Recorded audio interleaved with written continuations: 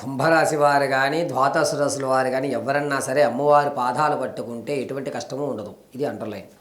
మొట్టమొదటగా ఈ కుంభరాశి వారికి 2025 గడ్డు కాలంగా ఉండడానికి గల కారణము ప్రత్యక్ష దోషమైన అయి ఉండొచ్చు. గ్రహ సంచారంలో కొన్ని గ్రహాలు మాత్రం వీరిని ఇబ్బంది పెట్టాయి.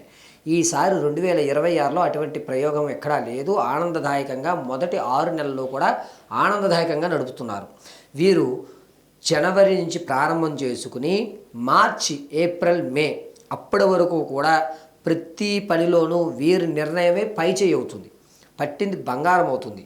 పైగా వీరు నిత్యము కూడా అమ్మవారి స్మరణ చేస్తూ ఉండడం వల్ల ఈ 5 నెలల్లో ఒక పాజిటివ్ ఎనర్జీని అయితే కైవసం చేసుకోబోతున్నారు.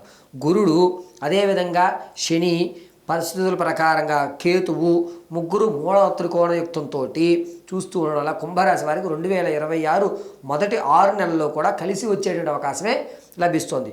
ఉద్యోగస్తులకి ప్రమోషన్ రావడం, నిరుద్యోగులకి ఉద్యోగభుక్తి ఏర్పడడం అనేటువంటిది ఏప్రిల్ 3వ తారీఖు నుంచి జూలై 8 మధ్యలో ఖచ్చితంగా మీరు ఒక ఉద్యోగాన్ని అయితే కైవసం చేసుకోబోతున్నారు.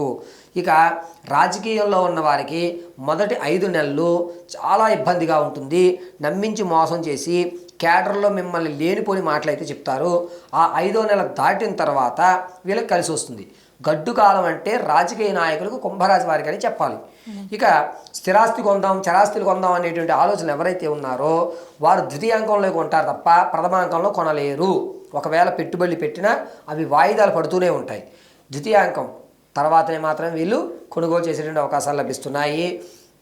విదేశాలకు వెళ్ళాలి అనేటువంటి ఆలోచన ఎవరికైతే ఉంటుందో వారు ఖచ్చితంగా విదేశాలకు ప్రథమాంకంలోనే వెళ్ళిపోతూ ఉంటారు. ఈ కుంభరాశి వారికి ప్రతిరోజు కూడా ఏదో సాధించాలి అనేటువంటి పట్టుదలతోటే